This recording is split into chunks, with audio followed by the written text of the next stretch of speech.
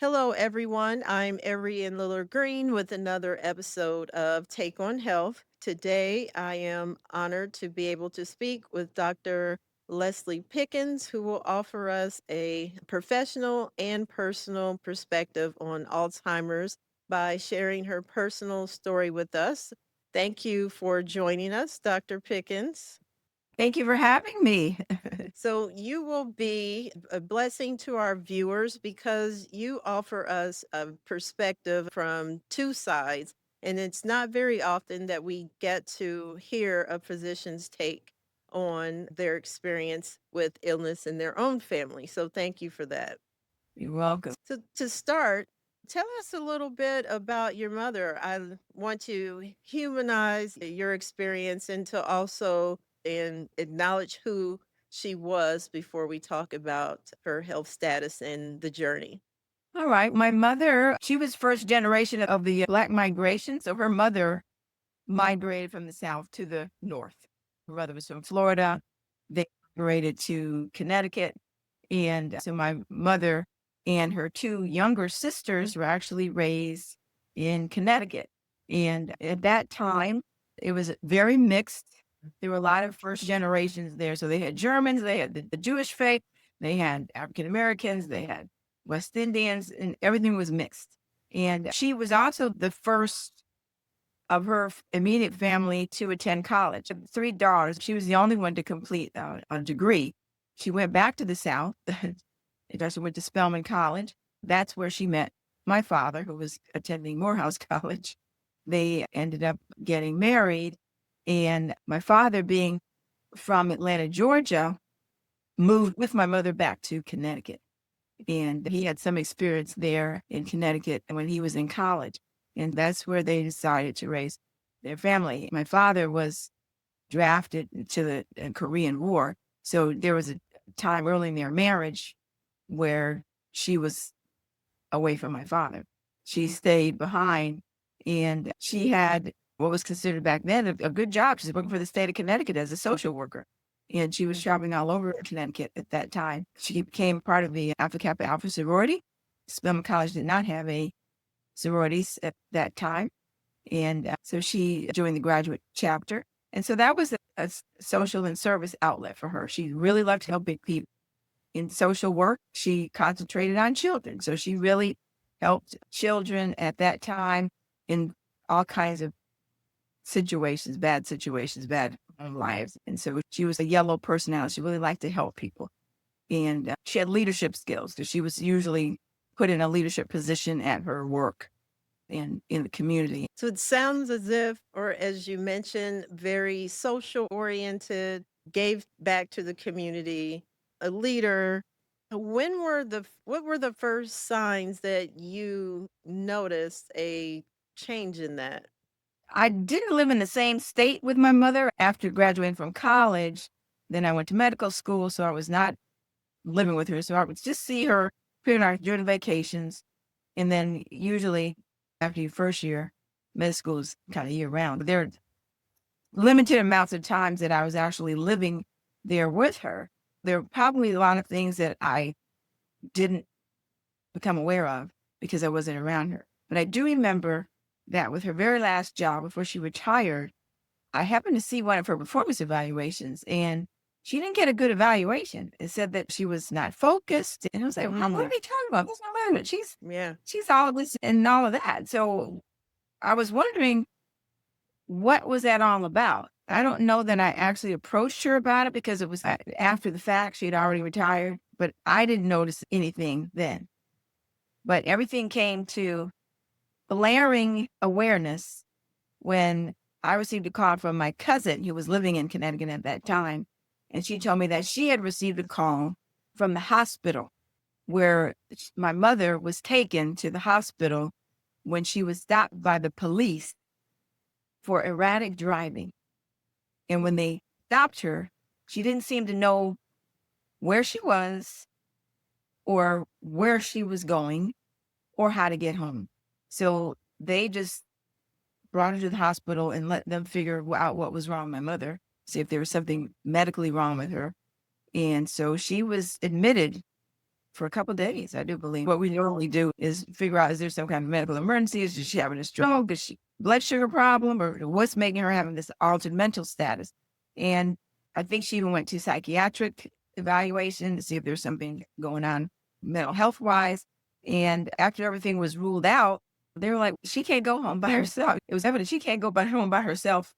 So things had to quickly move into motion. Where's she going to go? Who's going to be there with her? So that was something that we all had to address in the moment, like right now. Yeah. So that's a lot of what families have to do when they notice an aging parent that has a health issue that often comes right at the moment when you don't expect it. What are some of the signs of dementia and Alzheimer's that should raise people's antennas?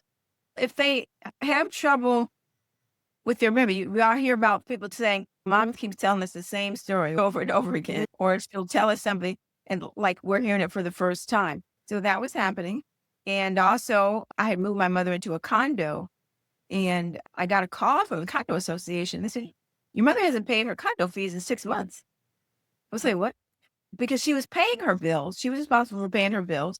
And I was like, what happened? So I called her, what happened? You're not paying your condo fee. The thing is, if they don't send her a bill or an invoice in the mail, like the water bill or the other bills, then she wouldn't know to pay it. So she didn't remember to pay it because they sent her a coupon booklet. And she had to remember on her own the first of every month, go in and tear off the coupon for that Yeah. month Teresa Pickens.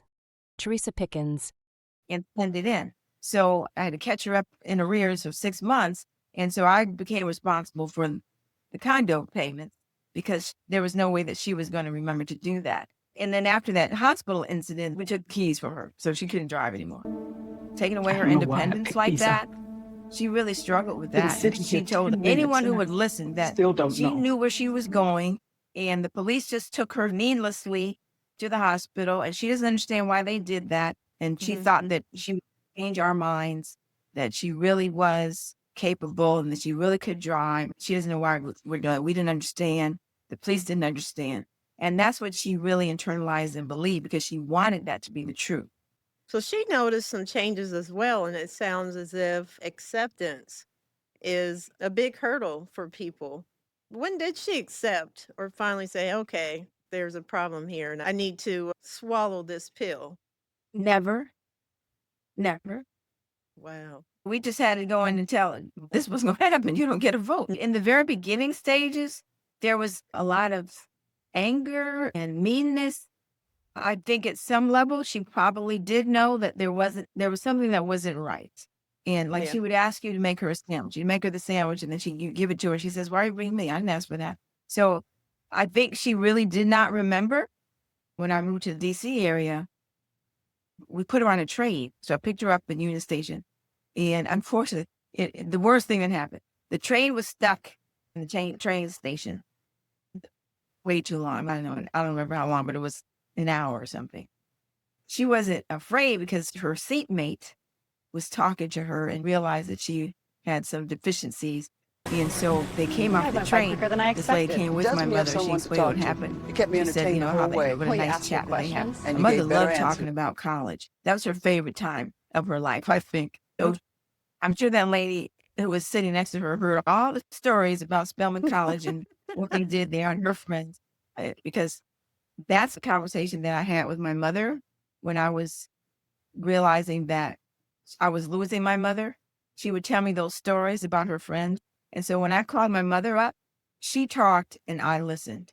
And so that made me feel like I lost my mother before I lost my mother because I couldn't call her up and tell her what's going on in my life and have her respond to it, give me solace or Yeah. give me advice, anything, because it was all about her and her life.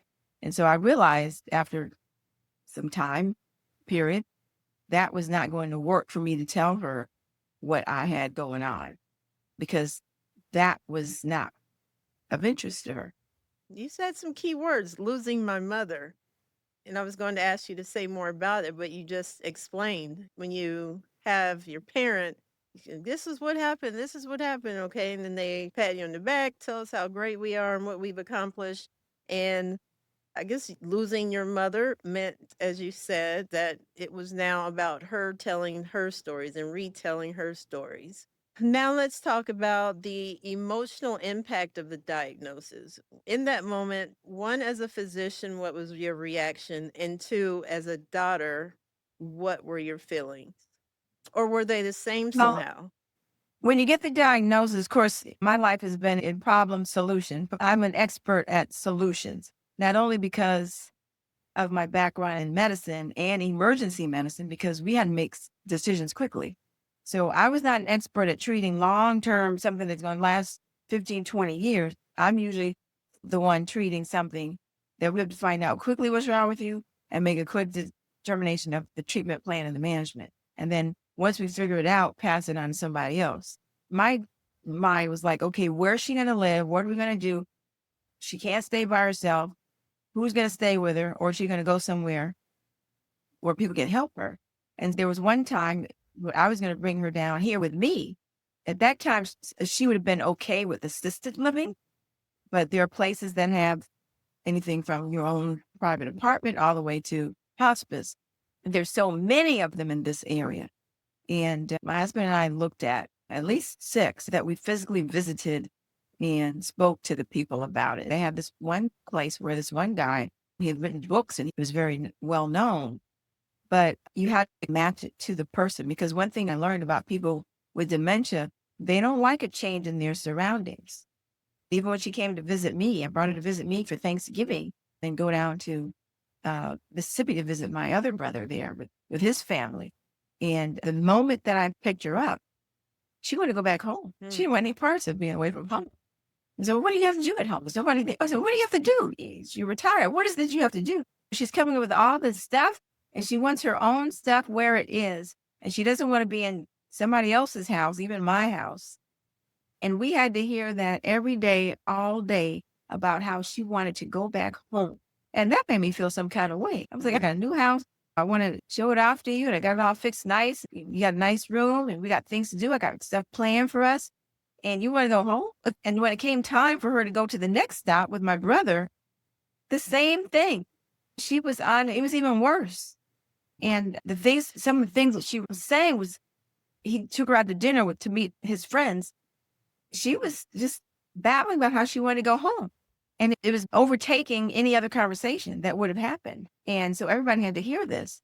And then she was saying some unkind things and her brother had gained weight. And so she was like talking to him about that in front of everybody and embarrassing him. She didn't have a filter. That filter Yep. was turned off. So she didn't even spend Thanksgiving Day with them. We had to send her back home. She wasn't having it. And that is Gee. something that I learned. They don't like any change in their environment. Hmm. It's the consistency, the familiarity that helps them to thrive. And if you take them out of their environment, it's bad. Yeah.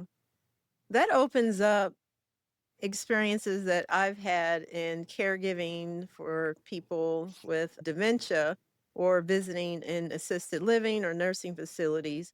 Patients will often repeat every time I visited, I want to go home. I want to go home. So I often wonder, do they mean home before they've had to live in a facility? Or was it just something that they were thinking about from childhood?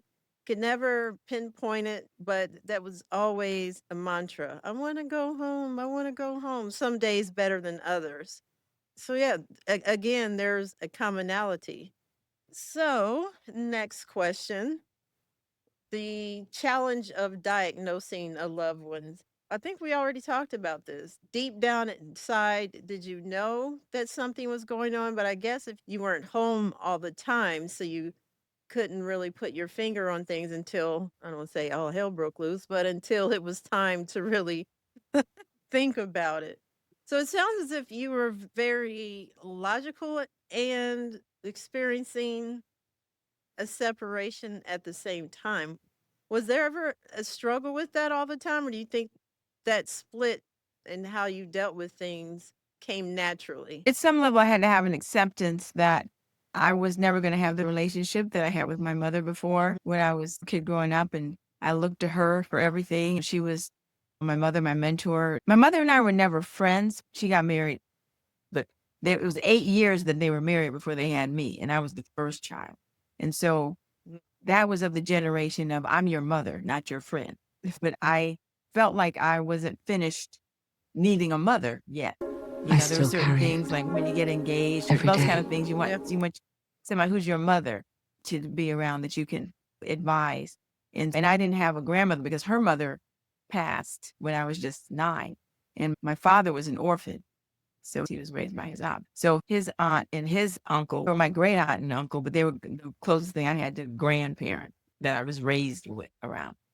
I felt like it would have been nice to have a mother longer, but I was fortunate to have her be in her right mind for as long. Some people don't even get that. So at least I was an adult when things started with her mind deteriorating. Then I came to realize that we're fortunate in this area to have so many choices of places for people to be. And I had actually arranged to have a member of my staff at my office to be like her caretaker. And the place down the street from my office had a senior center. Mhm. So I had in mind I was going to have her go there and kind of like a senior daycare, if you will. So that's something that they go to every day. They have activities there. They have breakfast and their lunch, and there are other people there that are of her age. But they had all kinds of activities. I said, what if she doesn't want to go? They said, oh, no, we don't let them stay in the room. We got exercise every morning, and everybody Yeah. you have to come. And with the way she said it, I was like, okay, she means business. She gonna be my mother count getting out that bed, come on to exercise class. And they had a schedule, which is good. They need a schedule. Yeah. And they make sure, and they had outings. They go to Walmart or they go to the Smithsonian, whenever they have outings. So I thought that would be ideal type of situation for her. And then when things started deteriorating more, they had an actual nursing home. But my husband said we did the math on the cost of having a home, and everybody has to figure it out for themselves Right. because you can bring in some help in the house, which is fine, or you can have somebody in assisted living, or you can bring them into Mhm. your own home. But I didn't have the kind of job where I could be home to watch my mother. I had a business that was open 7 days a week and holidays. So I needed some help, and private duty nurse was not feasible, but I wanted her to have some place where she would have some socialization of people her age. I thought that would be very important. So she ended up not coming. She ended up staying in Connecticut. She was for a time in assisted living, and that was by necessity because she ended up getting a urinary tract infection and going to the hospital. And when she left the hospital, she couldn't walk anymore for some reason. I don't know. She didn't have the strength to Mm. walk. So they had her go to rehab. And she was actually in a wheelchair for a period of time. They had her doing physical therapy and occupational therapy. Her insurance only paid for so much. So Right. when it was over, those kind nurses there, they had my mother walking down the hallway by the time they finished. That wasn't part of their job description. That's just what they did. Nice. And the toileting, they said, oh no, she knows to get up and then she goes to the toilet. And we don't have those problems. These things were amazing. Mm. The only one thing that we had a little issue with, my mother liked to eat. She would eat all her food. They like to deliver the trays and pick up the trays on a Right. certain schedule. But my mother would spend another additional hour if left onto her own eating the tray. But tell them, don't take her tray. She wants to eat that. Yeah. It's going to take her a long time, but don't take her tray away from her.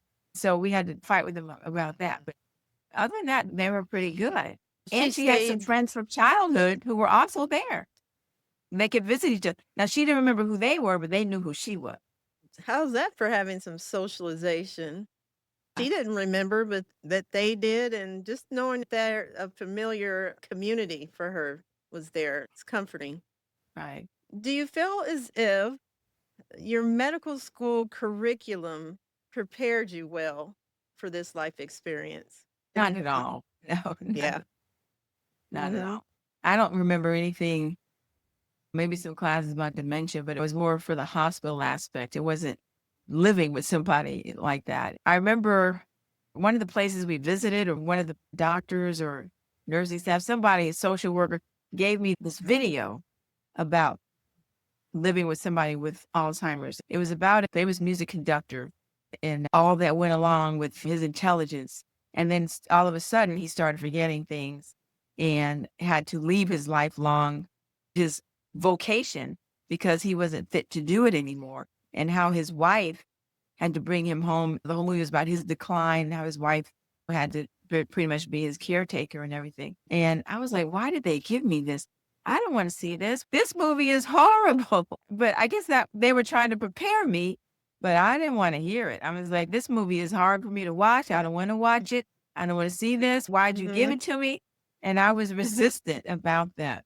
That was the only preparation I could remember having. The rest of it, you find out along you go. The sundowning thing, I didn't know anything really about that. Maybe I had heard about it, but it didn't stick. And my mother had, when the sun goes down, they're even worse as far as the dementia. Mhm. My mother flip-flopped her sleep and wake. So she would stay up all night talking to herself, like someone was there listening, then sleep during the day. It was a challenge to flip that schedule, to keep someone up during the day so she can sleep at night, and it never really worked out that way all the time. So, yeah, I think it's encouraging to know for people, since you're a physician, doesn't mean that you're always an expert in every situation, especially when it impacts your own life. Final words. What advice would you give other physicians who will experience an aging parent and everything that comes with it? Maybe the younger generation of physicians. And then what would you say final words to the families who aren't in the medical field, just your everyday family who hasn't studied medicine? I guess I would recommend that doctors prepare their patients' families, especially if they see what's going on early on, anticipate it. Because even if they don't have dementia, there will be a point where they won't be able to fully take care of themselves. I kind of wish that my brothers and I had conversations about that beforehand. It's kind of like planning your will. Everybody Mhm. needs to do it, but most people don't do it. Yeah. You need to know what ifs are, who's going to come in, what's the living situation going to be like when mom or dad can no longer run their own household. Somebody needs to come in, and who's going to change the sheets and wash Mhm. clothes and do the cleaning when they can't. We had this wonderful lady who was in Connecticut with my mother, and just out of the kindness of her heart, she would take my mother to the store. She would take her to the movie. Wow. They'd go for ice cream. She would cook. She was a wonderful cook, and she would cook food. They would just have a good old time. She enjoyed that. That's just the kind of person that she was. She didn't accept any payment. This one was like a guardian angel. So you need one of those in your life. But if you don't have one of those in your life, who's going to step in and do that? Because if everybody has jobs or people don't live in the same state, what do you have in place for that? Who's going to pick that up? Because it costs a lot to run a household, Mm. paying for all your utilities and buying groceries, cooking food. So those places have all that figured out, and they can do it more cheaply because they've got a whole staff. If you're married and taking care of your husband, who's going to give you a break? You can't even like go get your hair done unless you got somebody, you got to figure it out. Absolutely. Let's develop a plan how that's going to work. And even if it's in the interim before you figure it out, somebody told me about a place for mom. That place is great and it's free. I hope they don't cut it, but it's free. And it doesn't necessarily mean that you have to only go when you need a place for mom. They will tell you everything about caretakers in the home, insurances and Medicare, Medicaid, and they tell you everything you need to know, Mm. things you hadn't even thought of. They can give you resources. If mom gets sick, you do have to think about things like, are you going to go to her home? She's coming to your home. What kind of things you need in place in your home to change so that mom doesn't hurt her? It's not like making a house childproof. Right. You want to make sure that they don't come in there and go into the bathroom, fall and break a hip or hit their head, bust their head open. That happened to a friend of mine. She brought her mother home, and within 3 days, she was in the hospital because she busted her head on the nightstand. So those things need to be thought about because they do get up at night and they don't know where things are. And they end up having tragic accidents that can happen. And you may not be able to pick mom up yourself. What you Yeah. going to do if mom falls? So all of those questions need to be asked and answered before they happen. Sometimes there's some disagreement, so it needs to be talked out. It needs to be decided. You need to get an expert in. You need to get Yeah. maybe a clergy involved. So all the resources that are available, the primary care doctor or the gerontologist, whoever can give advice, and I think that needs to be thought about. There's so many things that we don't ask Mm, that we should be asking. yeah. Is your home safe? What are the living arrangements like? If mom needs to go to the hospital and can't go home right away, what plan do you have? The finances? What kind of insurance? Medicare doesn't pay but for so much. These places will kick you out. What's the plan? These things should be applied for because you apply for Medicare or Medicaid or whatever supplement there's going to be to pay for this stuff. You really have to do that in advance, know how to do it and who's going to help you do it so that you aren't left out with no finances to pay for needed things. So that would be my advice to the families and to the medical community. Thank you. And it's important to have a long-term plan, right? Because you don't necessarily know how long you'll have to finance or problem solve when people Right. deal with cognitive decline. How long did your mother live with Alzheimer's? She lived Alzheimer's 15 years. That didn't kill her, cancer killed her, and we didn't know she had cancer because she had Alzheimer's. So she had inoperable cancer by the time we found out that she had cancer. Wow. Thank you so much for sharing your story and reliving that. I appreciate it. Thank you for having me here, and anything I can do to help another family, I'm willing to do. Thank you.